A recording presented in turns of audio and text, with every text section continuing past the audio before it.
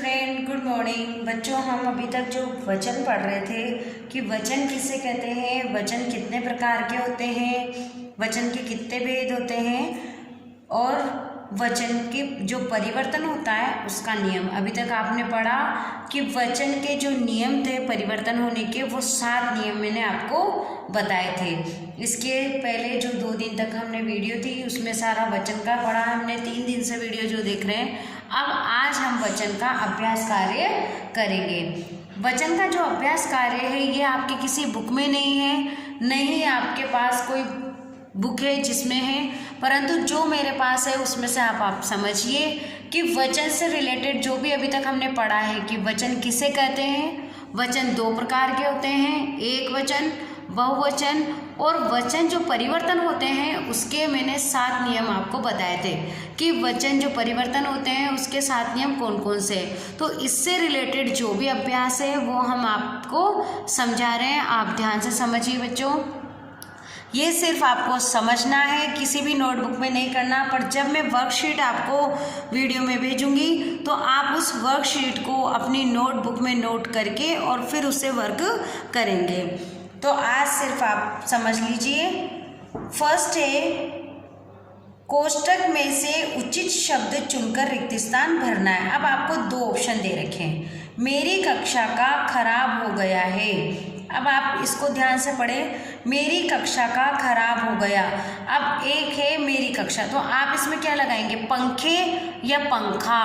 आप बनाकर देखिए, मेरी कक्षा का पंखे खराब हो गया तो गलत लग रहा है, सुनने में भी सही नहीं लग रहा है, तो आप क्या लिखेंगे, पंखा। ध्यान से सुनते चलिए और अपने आप ही आप आंसर बोलते चलिए। और आपको लगता है कि मैं आंसर सही बोल रहा हूँ या सही बोल रही हूँ तो आप उसको लिख लें। तो क्या आएगा, मेरी कक्षा का पंखा। मैं हमारे विद्यालय की बहुत प्यार करती है अध्यापिका या अध्यापिकाएं। अब आप यहाँ ध्यान से देखिए क्या लिखा हुआ है, हमारी। हमारी क्या है, बहुत सारी, यानी सभी, तो हम उसके लिए आएगा अध्यापिकाएं। अब सेंटेंस बनाएंगे तो क्या लिखेंगे, हमारे विद्यालय की अध्यापिकाएं बहुत प्यार करती हैं। वरुण के पास कामायनी पुस्तक है। एक ही पुस्तक दे रखी है उसने, उसका नाम है कामायनी। अगर बहुत सारी पुस्तकें होती तो क्या लिखते हैं हम, पुस्तकें, या 2 पुस्तक का नाम भी होता तो हम पुस्तकें लिखते हैं। पर क्या लिख रखा है उसने, एक पुस्तक का नाम लिख रखा है, इसलिए हम पुस्तक पर टिक लगाएंगे। अब देखिए, जा रहे हैं। अब जा रहा है नहीं आ रहा है, रहे हैं, तो हम समझ गए कि बहुत सारे जने हैं, तो हम क्या लिखेंगे, वे जा रहे हैं। तो बच्चों इसमें आपको कोई भी परेशानी नहीं आई होगी और आपने समझ लिया। अब नीचे देखते हैं, वचन संबंधी अशुद्धियों को शुद्ध करके लिखें। अब वचन संबंधी अशुद्धियाँ जो है उसे शुद्ध करके लिखना है, तो उसे शुद्ध करके हम कैसे लिखेंगे, गांधी जी एक महान पुरुष था। अब देखो, था आएगा क्या इसके साथ, नहीं, क्या लिखेंगे, गांधी जी एक महान पुरुष थे। पंजाब में 5 नदी बहती है। अब 5 है तो नदी सही है क्या, तो नदी को आप क्रॉस करेंगे और यहाँ पर लिखेंगे पंजाब में 5 नदियाँ बहती है। अच्छा लग रहा है बच्चों आपको ये वचन करते हुए, अभ्यास करते हुए। ये सारी वर्कशीट में आपको सेंड करूँगी और आप इसको लिख के फिल करना। नल में पानी आ गए, क्या शब्द गलत है इसमें, गए, तो इसको जो अशुद्ध शब्द है उसको मिटा के या उसको सर्किल करके हम क्या लिखेंगे, गया। नल में पानी आ गया। अर्जुन और भीम भाई था। अब 2 भाई हैं, अर्जुन और भीम, तो था सही है क्या, नहीं है, था शब्द अशुद्ध है, तो उसको सर्कल करके हम उसमें सही क्या लिखेंगे, थे। अर्जुन और भीम भाई थे। और इसको यहाँ ही करेक्शन करके सामने जो लाइन है आपको उसमें लिखना है, उस कक्षा का विद्यार्थी शोर मचा रहा है, उस कक्षा का विद्यार्थी। तो का शब्द इसमें गलत लग रहा है, तो आप का की जगह क्या करेंगे, के करेंगे। फिर आप मिला के देखिए, उस कक्षा के विद्यार्थी शोर मचा रहे हैं। क्या होगा, उस कक्षा के विद्यार्थी शोर मचा रहे हैं। तो बच्चों ये तो हो गया आपके जो वचन से संबंधित अशुद्धियाँ थी वो। अब आप एक बार इसके क्वेश्चन आंसर भी देख लीजिए। इसमें क्वेश्चन है वचन किसे कहते हैं। अब आपको पता है कि जिस शब्द के जिस रूप से, या हम लिख सकते हैं शब्द के जिस रूप से उसका एक या अनेक होने का पता चलता है उसे हम वचन कहते हैं। तो आप जो अपनी नोटबुक बनाएंगे या जो आपकी नोटबुक बनी हुई है, अभी तक हमने जो चैप्टर किए उसके बाद आप उसमें लिखेंगे हिंदी व्याकरण और हमारा फर्स्ट टॉपिक डालेंगे वचन, और उसमें क्वेश्चन लिखेंगे वचन किसे कहते हैं। और वचन किसे कहते हैं हमने अभी तक पढ़ा है, समझा है, और आपने क्या पढ़ा है क्या समझा है उसकी परिभाषा आपको उसमें लिखनी है। तो शब्द के जिस रूप से उसके, शब्द आएगा बच्चों, शब्द, क्योंकि एक ही शब्द से तो पता चलता है कि ये एक है या बहुत सारे हैं। तो शब्द के जिस रूप से एक या अनेक होने का पता चले उसे हम वचन कहते हैं। अब एक वचन किसे कहते हैं, तो जो शब्द एक ही वस्तु या व्यक्ति का बोध कराता है उसे एक वचन कहते हैं। बहुवचन किसे कहते हैं, कि जो शब्द एक से अधिक व्यक्तियों, पहले तो क्या बोला था हमने, व्यक्ति, अब क्या आ जाएगा, व्यक्तियों और वस्तुओं का बोध कराता है उसे वचन कहते हैं। एक एक शब्द को हमें क्लियर करना है। अगर बहुवचन है तो हम व्यक्ति नहीं कहेंगे, व्यक्तियों कहेंगे, वस्तु न बोलकर वस्तुओं बोलेंगे।